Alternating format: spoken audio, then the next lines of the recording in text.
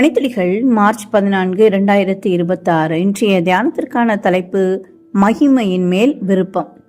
தியான வசனம் யாத்ராகமம் 33:18.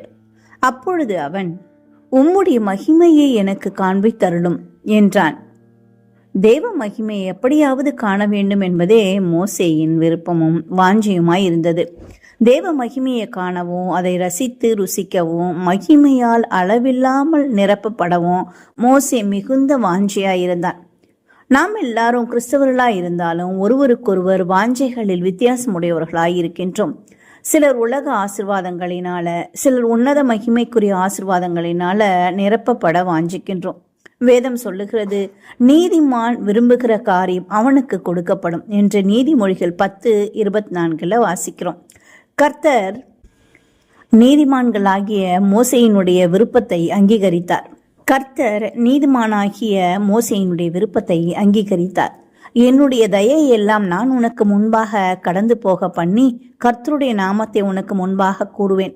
இதோ என்னண்டையிலே ஒரு இடம் உண்டு, நீ அங்கே கண்மலையில் நின்று என் மகிமை கடந்து போகும்போது நான் உன்னை அந்த கண்மலையின் வெடிப்பிலே வைத்து நான் கடந்து போக மட்டும் என் கரத்தினால் உன்னை மூடுவேன் என்றார். யாத்ராகமம் 13:19 முதல் 22 வரைக்கும் இதை வாசித்து பார்க்கலாம். அப்படியே மோசேக்கு தன்னுடைய மகிமையை காண்பித்தார்.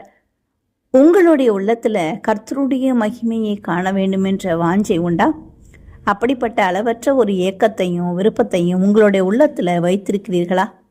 நீ விசுவாசித்தால் தேவனுடைய மகிமையை காண்பாய் என்று கர்த்தர் வாக்களிக்கிறார்.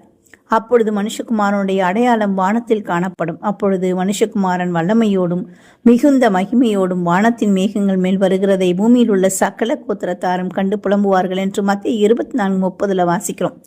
வலுவாய் தொனிக்கும் எக்கால தொனியோடே அவர் தமது தூதர்களை அனுப்புவார். அவர்கள் அவரால் தெரிந்து கொள்ளப்பட்டவர்களை வானத்தின் ஒரு முனை முதற்கொண்டு மறுமுனை மட்டும் 4 திசைகளிலுமிருந்து கூட்டி சேர்ப்பார்கள்.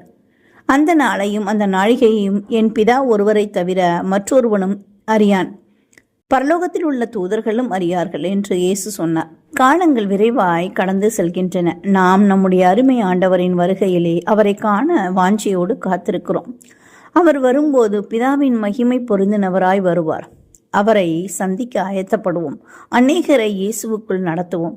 ஒன்று சேர்ந்து கர்த்தரை துதிப்போம். தேவன் நம்மை ஆசீர்வதிப்பார். அவருக்கு ஓய்வு நாள் நல்வாழ்த்துக்கள். இந்த நாள் உங்களுக்கு இனிய நாளாயிருக்கட்டும்.